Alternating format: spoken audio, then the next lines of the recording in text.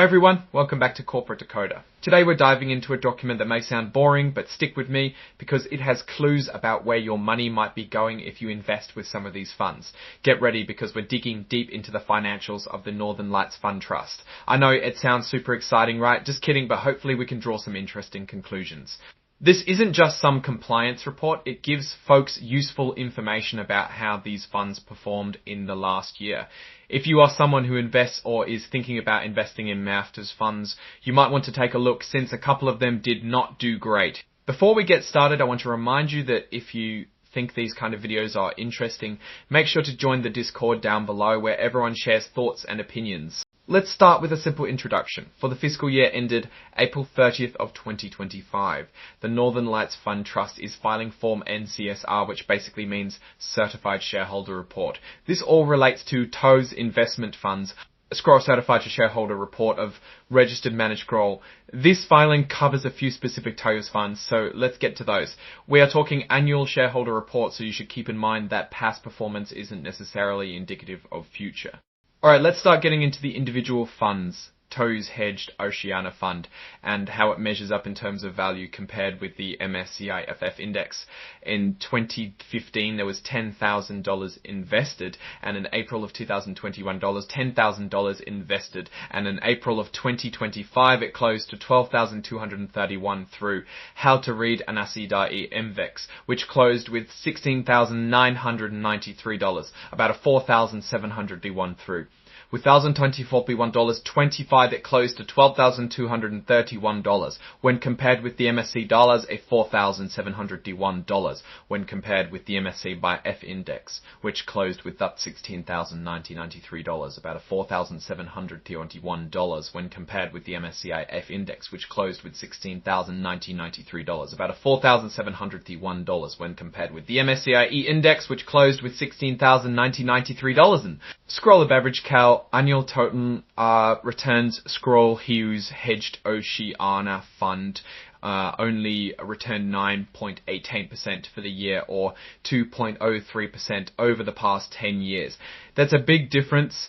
Next is the Toews Hedged US Fund, which compares against the Nasdaq 100 and S&P 500 index total return. Once again, starting in 2015 with 10,000, this fund closed with 15,580, whereas the Nasdaq and S&P closed with 48,880, $44.08, closed with dollars.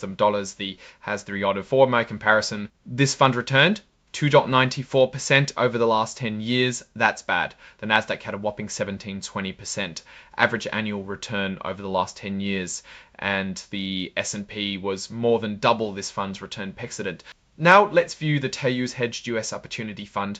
With $10,000 in 2015, the fund returns $10,620, while the Morningstar US Small Cap Return closes to 1 time for T500, closes to $31,000, and 5,500 closes to $31,955, more than 3 times the return yet again. This fund returned 84% for the year. The S&P 500 index gained 1,200 index, gained 10% over 10 years. Toews had an 0.60% average annual return. The S&P 500 again beat it by a factor of 10. The writing seems to be on the same wall as the other reports. The next fund on our list is the Toews Tactical Defensive Alpha Fund and how its investments fared. With 10,000 in 2016 closes to $17,411, while the MSCI closes to 27,272, S&P closes to 33,770. I think the point is very, very salient at this time. Once more, it cannot compete. It returns 0.3%, while the S&P returned 12.0% on the year. The 10-year average return is 6.4% versus the S&P 500's 13.96%. Let's see how Toews Tactical Income Fund does. Oh, this is a breath of fresh air so far. From 2015 closes the year in April of 2025, we get $12,979. The Bloomberg US Aggregate Bond Index gets $11,907 and $651, and ICE High gets $15,904 to High gets $15,950. The Toews Tactical Income Fund returned 4.29%, lagged both the Bloomberg US Aggregate Bond Index 8.02%, and ICE-BOF, a high yield cash pay index, 8.69%. Let's hope the last fund beats this one. Finally, we have the Toews Unconstrained Income Fund. Can it be the best of the lot? Let's find out. With 10K from 2015, this fund closed to $11,795, while the Bloomberg US Aggregate Bond Index closed to $11,651. Another win, which is a relief. This fund returned 4.116%, underperforming the Bloomberg US Aggregate Bond Index, which returned 8.02%. So on the 10-year average, they pretty much tie. For all of these funds, they have no material changes, which as a regular investor makes me a bit interested. Are you sure about that? I'm very curious and concerned that these funds have not been performing well. Moving on to other parts of the report. There is some of the legal part of the report, such as the Code of Ethics Audit Committee. The company does have codes of ethics for their high-ranking employees. This is very standard. If they lacked that, this would be a red flag. The company has people who are experts in finance in their audit committee, and they confirm that these people are independent, meaning they are doing it fairly. This is all very good.